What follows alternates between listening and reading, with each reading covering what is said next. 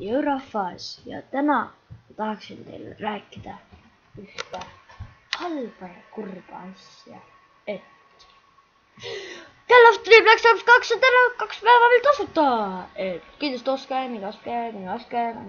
teeb mingit tõmmake Steam'i kaudu ja lihtsalt olge vapustavad, mängige seda mängu, see Call of Duty Black Ops 2 multiplayer 2 päeva tasuta, et tõmmata veel ja see jääb teile eluks ajaks, jätke meelde, mida plinni.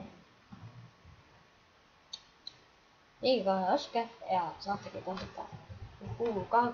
Ma ütlen, kordan veel, 2 päeva tasuta, et seda tõmmata, olge valmis, kuna see on teie rabab teie silmi, Black Ops 2.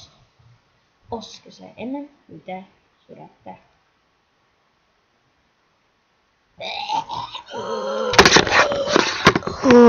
Oh.